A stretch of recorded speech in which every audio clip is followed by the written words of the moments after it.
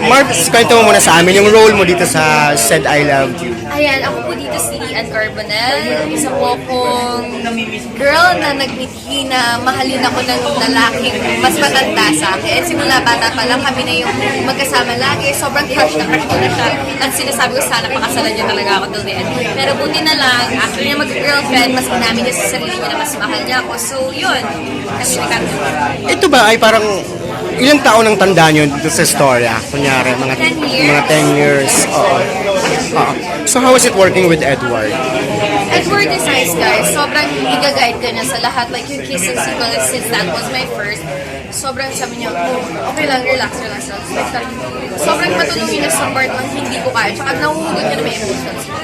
Saan nagsimula yung conflict sa story? So, what do you mean po? Saan nagsimula yung conflict? Yung conflict. Oo. At tingin ko dun na sa court na lumaki na ako, nagkita na kami at nag-model na ako. Ah.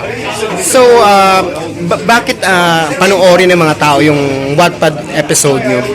Gaano ba may lesson ba? Anong lesson? Anong kilig? Meron, kasi I think a lot of girls would relate here sa story na to dahil maraming babae ang may gusto na mas matured sa kanila. Ayaw nila yung ka-age lang nila. Mas marami yung mas matured. So, girls, I think you would relate sa sitwasyon ni Lian since 10 years older sa akin si Edward. Ayun.